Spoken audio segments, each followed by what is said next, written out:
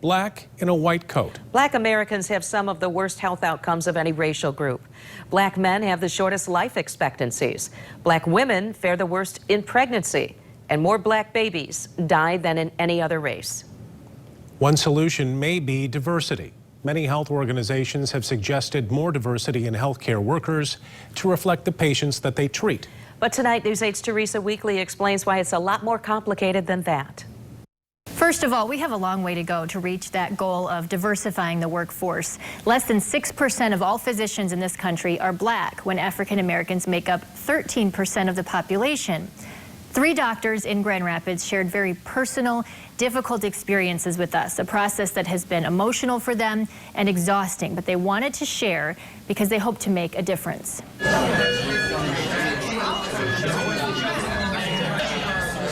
Going to medical school I think medical school is a real challenge. means putting your life on hold while other people move forward. Not easy at all. It means spending 60 to 80 hours a week studying. You can't be mediocre and be a surgeon. More than half of the students who apply don't get in. You have to be good at what you do. You have to make the grades and do the work. Putting on that white coat means promising to do no harm. I will do whatever I need to do to save you and get you back to your loved ones, because that's the oath that I took as becoming a physician. But putting on that white coat The assumption is not that I'm a doctor when I walk into the room. It's just not. doesn't always bring respect. And what was she on prior to? Dr. Smith King, Dr. Gibson, and Dr. Hamilton are all highly trained, experienced physicians and surgeons. They have also all run into cases where the color of their skin mattered more than their expertise, their passion, and their promises. Dr. Charles Gibson has done thousands of operations in his 10 years as a trauma surgeon. One situation stands out. Like she had a hole in either her stomach or intestine, some sort of perforation that was making her sick and really painful. And she was saying, I have, 12 out of 10 pain. This is the worst pain I've ever felt in my life, which you could understand my confusion when we had to have this side discussion. That side discussion was about Dr. Gibson. After kind of going through some of the medical jargon and talking about the procedure, she had this kind of quizzical look on her face and said, well, I understand all that, but I really don't want a black doctor. Is there anyone else that's available? And what I explained to her is that this isn't something that you can sit on and wait till next week or even tomorrow. It's something where if we don't intervene right away, you will get worse. You will die within the next 24 hours. In the worst pain of her life, knowing her life was exactly what was at stake, the woman waited for 30 minutes before she agreed to the operation. And I took her to surgery and I treated her just like I would treat my own mother, just like I do all of my patients. She survived, and Dr. Gibson moved on to the next emergency, but the feeling stayed with him. It does make you think, what am I doing differently, or what could I have done better, or did I come off wrong? All these things that are completely irrational, because racism by definition is irrational behavior. Dr. Gibson experienced blatant racism like this many times growing up in the South. It isn't always so apparent. Even though nobody's waving a flag or burning a cross or doing anything wild like you see on movies in the South, it doesn't mean that it's not happening. It doesn't mean that people aren't, tossing one job application and keeping another in favor of somebody that looks like them.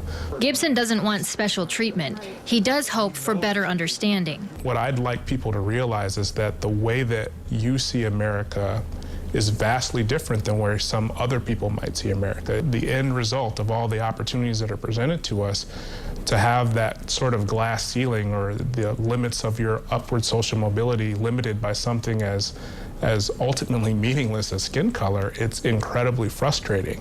Dr. Gibson's experiences with racism aren't limited to his time in a white coat, and neither are his colleagues. Dr. Candace Smith King has seen the difference it can make for a patient to have a pediatrician who looks like them. I can definitely tell when I walk into a room. I get a response from a black mom. It's almost an ease. The difference goes beyond the trust factor. It can change patient outcomes. I'll have had a resident tell a mom to wash their child's hair every day when a black family would never wash their child's hair every day. And so when I walk in the room, they're like, so I was told to wash his hair every day because he has this or she has this. And I'm like, yeah, you don't have to do that. Dr. Smith-King feels respected doing this work, but things change when she takes off her white coat. When I take the white coat off, I really do feel as though I am not seen as a professional woman. I feel as though the assumptions that society has about black women tend to raise themselves up. Assumptions like how much money she has or doesn't have.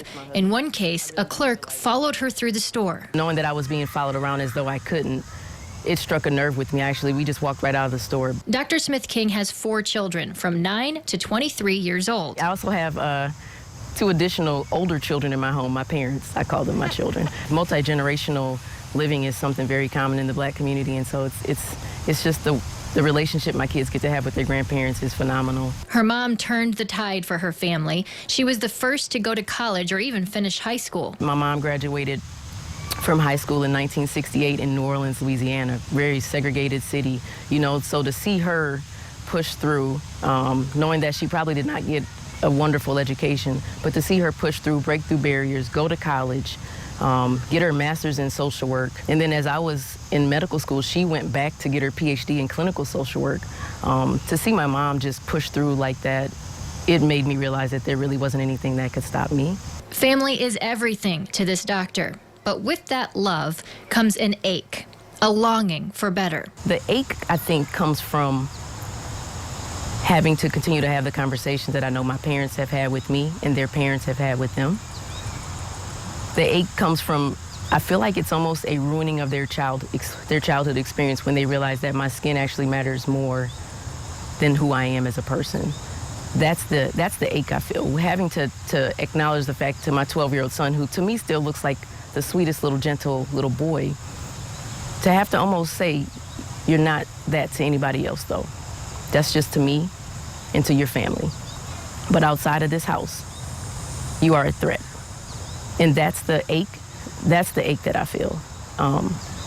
As a mother of a black son. Dr. Kendall Hamilton is an orthopedic surgeon specializing in sports medicine and arthroscopic surgery. He's been the assistant team physician for several professional sports teams, including the Houston Astros and the NASA Astronaut Corps. The days that we see our patients in office usually are the days that we see people who have been injured severely that need further care, such as surgery. On a day like that, Dr. Hamilton was expecting to see a man who had been in an accident. After about 20 to 30 minutes of time that had passed, the patient hadn't showed up. And so I was concerned. I honestly didn't know what to do. I've never experienced it. Cami Geerling is the operations manager for the office. And I was just shocked that someone would say, I don't want to see that provider because he's black. I was absolutely shaken. I went back to my office and cried. I was just frustrated and confused. Can we call and reach out to the patient and see why this patient missed their appointment today?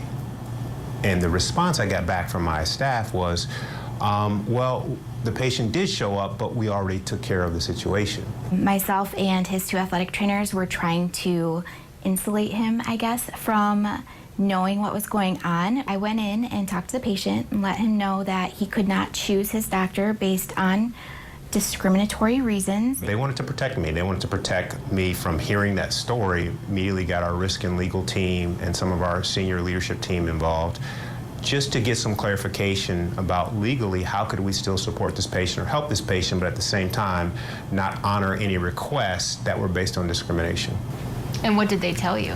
So I just completely impressed, and I felt completely supported by our organization because they said, you know what, you're right. This isn't a legal reason to not see a physician. It's hard, it hurts, because it's the thing I can't change. I can get more training, I can get more education, I can get better at what I do with experience and practice, but I can't change how I look. I can't change my skin color. I can't change how I was born, so it does hurt. It's always with you. Now, these doctors say the reason they were willing to share all of this, even though it means reliving the trauma, is because more people are now willing to listen. They all work for Spectrum Health. Hospital leaders have made a huge financial commitment to improving diversity and equity to the tune of $100 million. Coming up tomorrow on Daybreak, what these doctors think about where we are in making progress in the fight for equality. That's all right before the Today Show. In the studio, Teresa Weekly, News 8.